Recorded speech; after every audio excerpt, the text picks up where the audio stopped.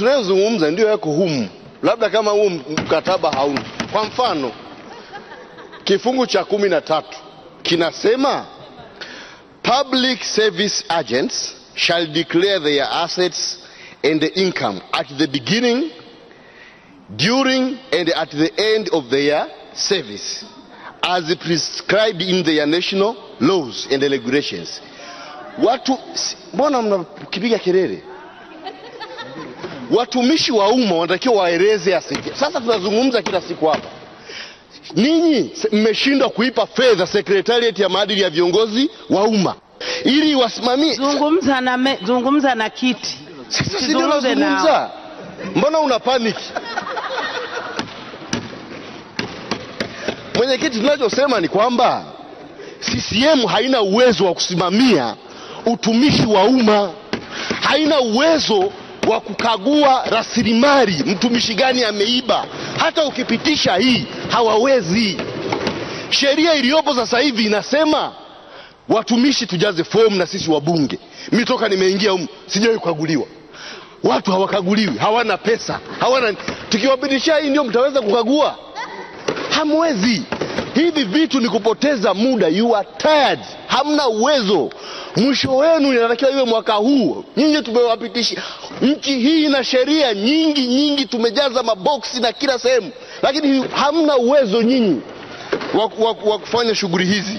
Tofauti na tumepitisha, mnasema tuweke haki za binadamu. Mkataba huu utumishi wa umma uzingatie haki za binadamu. Ninyi hamna uwezo wa kulinda haki za binadamu. Serikali ya CCM ndio taasisi inavunja haki za binadamu Tanzania kuliko taasisi yoyote. CCM mnavunja haki kuliko taasisi yoyote. Mnapitisha hapa.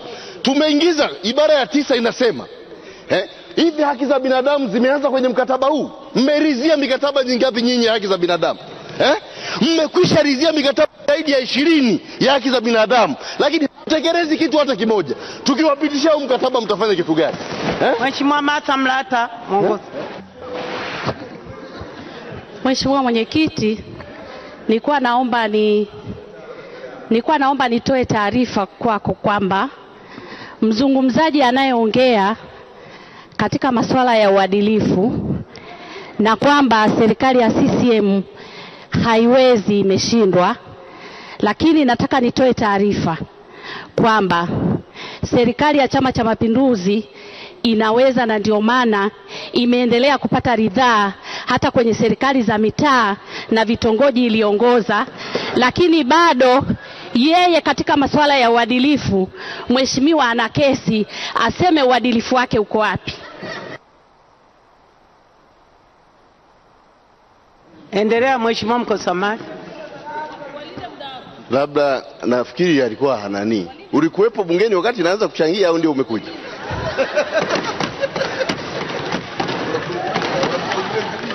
Maana taarifa yake haihusiani na nani?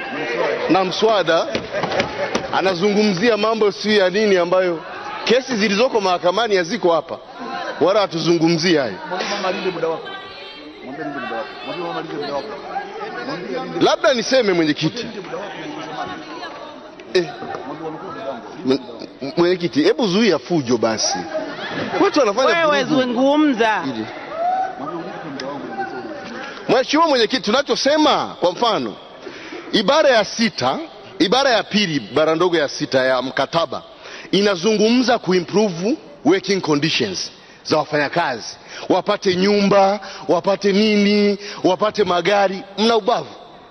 Sasa hivi ukienda huko kwenye mahakimu, nyumba za mahakimu, mahakama ni nyingine. Watu wanaofuga kuku za kisasa Dar es Salaam, unakuta banda la kuku ni zuri kuliko nyumba ya hakimu, kuliko mahakama. Tukipitisha hii ndio mtaweza kuwapatia magari? Ndio mtaweza kunani? Mwenyekiti, tunachosema hawa watu wasitaki kuchekesha jamii. Mmefail. Hata hii ni procedure tu kwamba tunaridhi. Hamna uwezo wa kufanya kitu chochote kwenye haya. Nyinyi mna uwezo wa kujenga nyumba za walimu. Mmeshindwa yani this is so waste. Haiwezekani. Haya mnaleta tu hapa kupoteza. Lakini you cannot vitu Mheshimiwa Chief Whip. Mheshimiwa Mwenyekiti, mimi naomba tu waheshimiwa wabunge tuweze kuelewana. Wakati mwingine tunapojadili masuala ya msingi haya ni lazima tuweke utaratibu unaotakiwa wa kibunge. Kwa mfano mheshimiwa mbunge anaposema serikali hii imeshindwa hiki. Leo serikali hii inapoanza kufanya mkakati mzito wa kujenga hizo nyumba za walimu anazozungumzia, anataka kusema haijafanya. Barabara zinajengwa, anataka kusema haijafanya.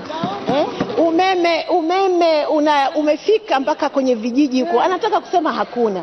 Kwa hiyo mheshimiwa mwenyekiti, mimi naomba kumpa taarifa huyu mheshimiwa. Nataka kumpa taarifa huyu mheshimiwa mbunge anayechangia kwamba ziko shughuli za muhimu kabisa zinaonekana na serikali hii imefanya.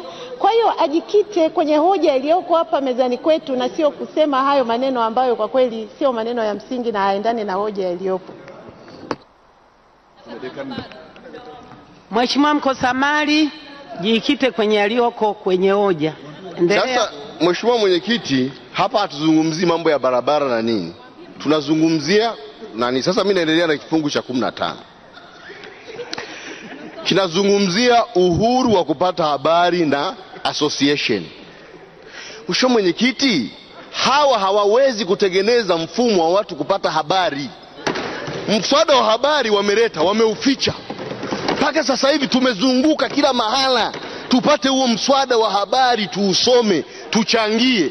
Wameuficha, alafu wanasema turidhie mkataba ili kuwe na uhuru wa habari na nini na kuassociate. Haiwezekani. Watu ambao wanafungia magazeti leo, magazeti mmefungia magazeti, mnaleta hapa turidhie mkataba wa Afrika ili na nyie mjulikane Rwanda na wapi kwamba wale wameridhia watazingatia uhuru na nini. Haiwezekani. Nyinyi hamna uwezo wa kufanya hivi. You are wasting our time. Mnatupotezea muda mheshimiwa mwenyekiti kwa kutuletea kuridhia mikataba ya vitu mnavyojua hamna uwezo wa kuvitekeleza. Nashukuru sana.